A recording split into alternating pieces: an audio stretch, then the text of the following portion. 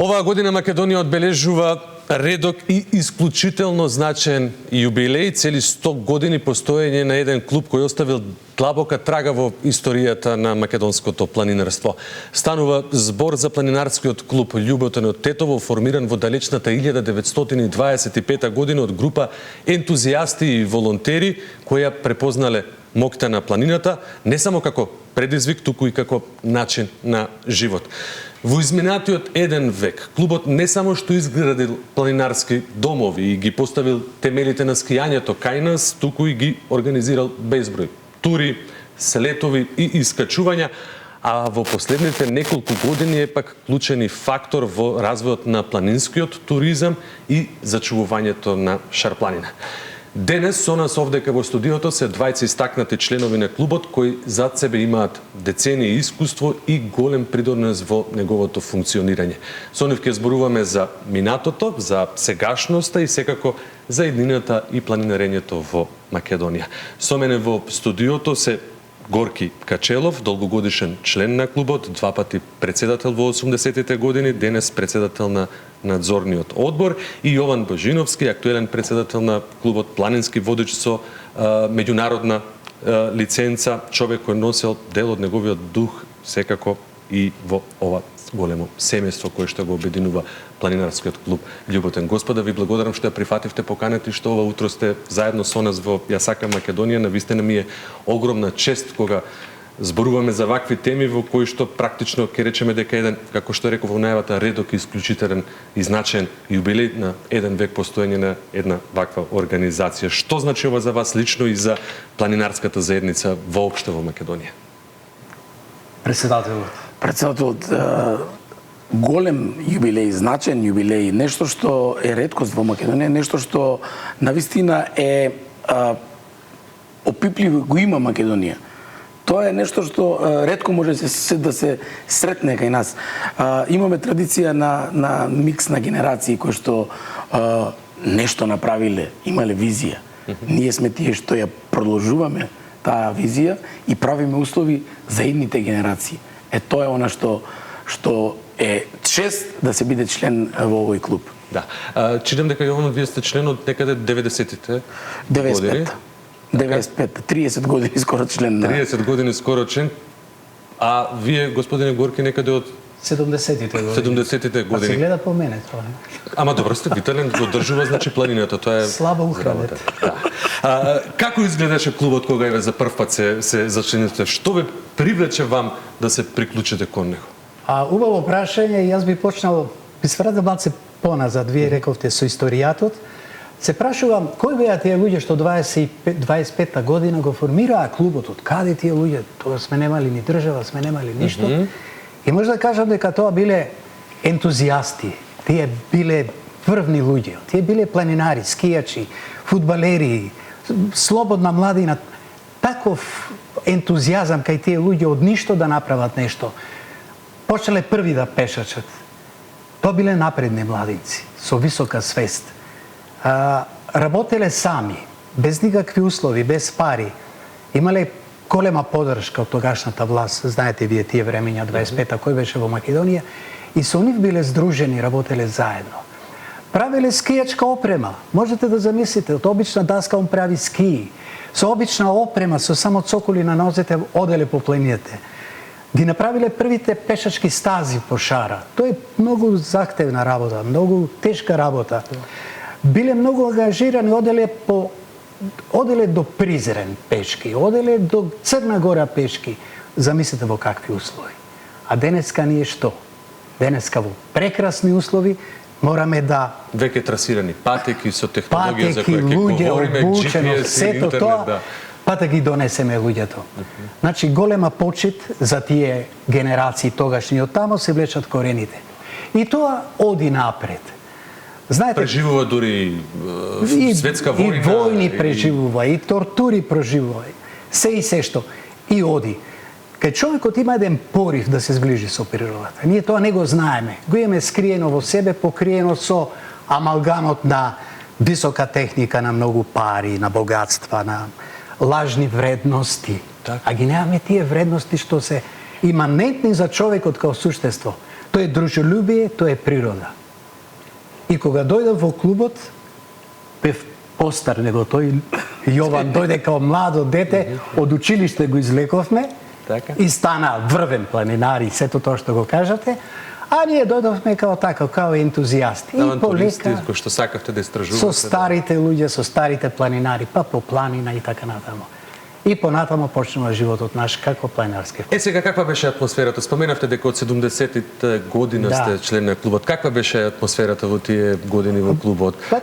Што значеше тогаш да се планинари? Знаете, генот на сакање на планината се пренесува изгледа генетски кај луѓето. И човек кога ќе стапне прв пат на планина, му се отвараат очите, некоја друга визура добива, гледа убавини, гледа прекрасни предели и тоа ние викаме ќе му навлезе филоксерата во некој почнува. Чивијата, да. Чивијата. Ева тетовскиот збор, чивија. Виде, се гледа дека има. И тоа е тоа прекрасното. Водешувачки е. И се понатамо, секоја ден нешто ново ти открива. Така. На што или на кои настани моменти од тие години еве би ги издвоиле како посебно емотивни или изначени са за клубот? Па прво би издвоил дека луѓето со кои што јас појдов беа толку силни, правевме тури еднодневни, целодневни. Од сабајле излегувам дома, од дома навечер се враќам. И ме импресионира колку тие знаеја за планината. Секој врв го знаеја. Да ги кажат, секоја стаза. Па дури и некои билки што ќе ги најдеме, знаеја да ни ги покажат. И не учеа на начин на пешачење. Тоа беше импресивно за мене, до тогаш не го знаев. Како се оди, како се одмара, кои се опасностите на планина, од нив ги учевме. И тогаш ми ја кажа мене најголемата вистина. Планината, ако те сака, ќе те земе, ако не, ќе останеш горе. Многу треба да бидеш внимателен со планината. Колку беше предизвикувачки тогаш да се организира таков еден планинарски живот во тие тогашни услови, без денешните олеснувања кои што ги имаме како интернетот, како GPS-от и останатите апарати кои помагаат нели во снаоѓање во услови на планина? Тоа е само интуиција на човек што живи во планина. Ние сме ги користеле и знаењата на селаните. Кога ќе се сретнеме со нив, кој ќе ни каже, ако го гледаш облакот од кај Гостивар да доаѓа, размисли, ќе биде лошо. Ако гледаш дека маглата се крева нагоре, доаѓа невреме. И такви некои сознанија пренесени, а нашиот народ е мудар и ги знае тие работи. Има големо богатство во меморијата на луѓето. И така се пренесува. Иначе имавме само компас со нас, ништо друго. Само компас, немаше телефони, немаше GPS и какви GPS. Да. Тоа е... Господине Божидовски, вие сте активен член од 90-тите години, денес сте практично и председател на клубот. Какви се предизвиците и целите во едно сосема ново време еве за планинарството, за кој Горки вели беше само со компас? Добро е што ја запознав историјата на клубот многу детално и ја истражив од почетоците до крај и колку е интересно тоа како се менува се тоа, но она што Горки го спомна, каписла што ти ја дава членството, што те прави да бидеш дел од нешто. Се чувствуваш дека си дел од една заедница. Тоа е она што тебе те одржува во клубот, а потоа самите работи како што се новитети сами по себе доаѓаат. Сакаме ние или не, мора да одиме напред, нели? Да предизвици од типот на сакаме да направиме подобри услови за индината. Планинарскиот клуб Љубот низ годините се борел да ја заштити шара. Ние бевме дел од онаа екипа која што беше во тимот пријатели на шара за да ја делува да се прогласи Шар планина за национален парк. Тоа е една работа која што ни беше голем предизвик, а сега ни е предизвик да работаме заедно со националниот парк. Значи да помагаме понатака, да нели и во позитивно, ако има негативни работи да ги критикуваме нормално, но сепак да помагаме. Предизвик се работите од типот на луѓето кои што сега се движат. Јас имав чест да ја доживеам таа нивна енергија која што има, ја пренесоа на мене, пробувам да ја пренесам на идните генерации. Нивните познавања, иако биле со компас, за мене беа значајни многу. Сега имаме, нели, GPS-и, мора да го пратиме тој тек. Ние бевме едни од првите пред 2-13 години како планинарски клуб кој што направивме апликација Exploring Shar Mountain. Баш мобилна апликација која што и денес на неколку пати апдейтирана и постои.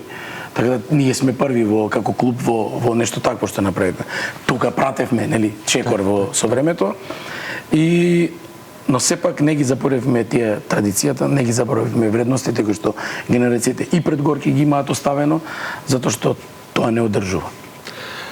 Како професионален водич, како гледате на потенцијалот на Шар планина и развојот на планинскиот туризам? Обичниот човек кој што не е искачил планината не ни го знае потенцијалот дека тоа е огромен масив и дека има, речи си, можеби сега поправете ме ако грешам, и простор кој што е неистражен на некој начин. Скоро. Каде што не стапнала човечка нога. Скоро има, да. Огромен е потенцијалот. Потенцијалот е веќе во 30-тите години кога се качиле на Љуботин и на Попова шапка кога ги направиле домовите, уште тогаш значи знаеле дека има потенцијал. Низ годините сме сведоци на огромен развој на Попова шапка, достигнување до највисоко ниво на Југославија. Сега сме сведоци на еден пат кој што за жал е таков каков што е, но потенцијалот е огромен. Тие населени места, тие села кои што се во подшарпланинскиот регион, комуникацијата помеѓу тие населени места, тие планинарски пешачки патеки кои што постојат, адвенчер туризмот кој што нели софт услугите кои што може да се нудат на Шара, не само на Шара, значи целиот предел во ајде да кажам западна Македонија е страшно голем. Како професионален водич имам многу голема комуникација со туристите кои што доаѓаат на Шара. Ќе речеш дека дошле туристи кои што се од Швајцарија или од Австрија или не знам, а се одешувуваат на нешто што е наше, ние нели луѓе викаме да и шапка или не знам што. Нивното одешувување за ова што ние го имаме, кој ти ќе го видиш, значи навистина значи затоа што вреди она што го имаме. Они ти кажуваат колку е вредно. Нив им вреди тоа што кога ќе дојдат кај нас имаат слобода. Нема гужва на луѓе, нема таа наплив на туристи кои што ги има Алпите или кои што ги имаат другите места. Така да тоа треба да го искористиме сега. Господине Горки, дали и како младите денеска ја откриваат планината? Што клубот еве им нуди за да ги задржи практично на некој начин, да ги мотивира да станат дел од него? Сите активности што ги правиме ги возбудува нив тоа. Младава генерација си има своји гледања, има подобри услови, значи не е стравот веќе е избегнат, не може нешто лошо да се случи. И клубот со своите активности ги привлекува. Како? Убаво дружење, убава музика, главниот музикант не е овој. Кај да го пипнеш, он свири. Значи тоа дружење, таа отвореност. Нема стегнатост, сите се равноправни, секој може да се го каже своето што го мисли. Тоа ги привлекува. Денеска жално е ако не се оди во планина. Со оваа опрема што постои, достапна е, може. Со веќе сознанието дека долу се гушиме во градот, не може да се живее, тоа ги привлекува. Песната, широките предели, горе кој ќе се развие Оро над Љуботен, тоа се се мотиви. И во таква убава природна средина и љубовните врски стануваат многу интересни. Децата меѓу себе си се зближуваат. На природен начин, не во кафич со телефонот, па не знаат и муабе да направат, али во планина широко е, а и кислородот си го прави своето. Што ќе опфатат активностите за одбележување на јубилеот? Ке има ли некој централен настан? Иако денеска ќе имаме и таа чест да најавиме дека во викендот кој што ни предстои ќе се одржи 43-тото искачување на врвот Љуботен на Титоврв, простете. Што друго ќе се случува за одбележување на јубилеот? Ова е практично цела славеничка година во која што се одбележува еден век постојано. Целата година е сите активности се во знак на јубилеот. Започнавме со една планинарска тура пред месец дена до Лешница, таа роденденска тура. Сега ни е големиот настан, најголемиот настан кој што како клуб го организираме, еден од најголемите во Македонија. Следат активности кои што се имаме планинско трчање организирано, кој што ќе се случи на Шара. Имаме други планинарски тури до одредени врвови на Шара, оние традиционални настани кои што сме ги организирале. Имаме план дел од екипата некаде околу 15 луѓе да во знакот на јубилеот да се искачиме на Монблан, највисокиот врв на Алпите. Тоа ни е нешто што предстои во август месец.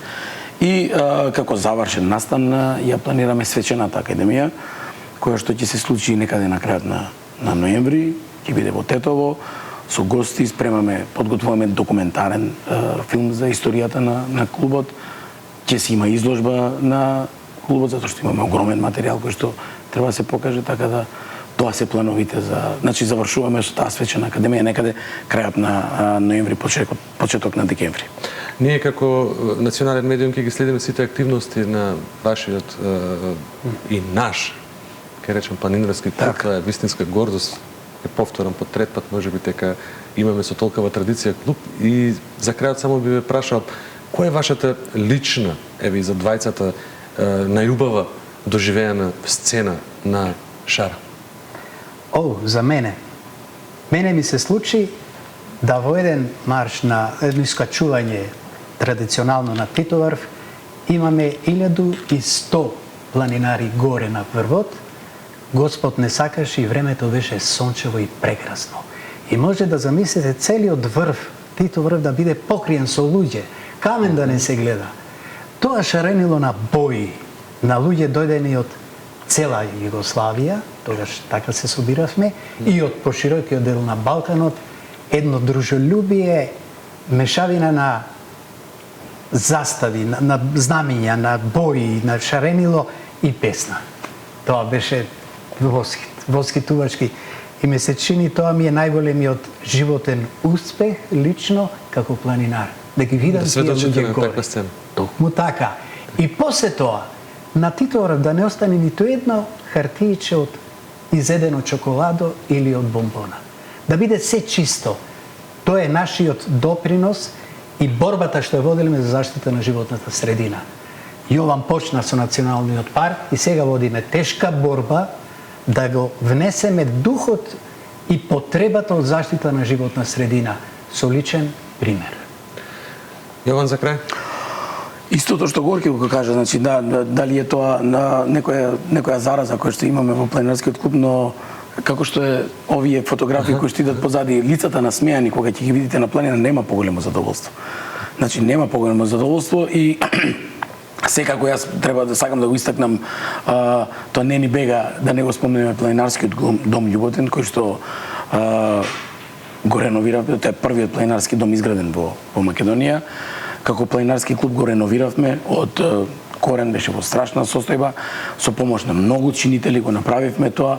Планинарскиот дом си го заслужува на ниво кое што го заслужува, така да горди сме на тоа што го направивме и горди сме што ставаме нешто за идните поколени. Ви благодарам, господине Качелов, господине Божиновски, за ова навистина инспиративно утро и приказните кои што ги споделивте со нас, да се одржи клуб цели 100 години низ војни, низ системи, низ генерации. Тоа не е само традиција, тоа е љубов, истреност и заедништво. Ви посакувам многу успешни приказни со планинарскиот клуб Љуботен, уште многу освоени и врвови, и патеки, и млади практично, што ќе ги следат чекорите на оние визионери кои што били од 1925 година и на сите вас што еве, планината ви е, нели, дом и на некој начин на живот. Ви благодарим на вас и на телевизија сите, ве држиме за збор дека ќе ги пратите нашите активности. Ке ни биде навистина огромна чест. Ви благодарам уште еднаш кај што утро Тетово ни допатувавте. Благодарим.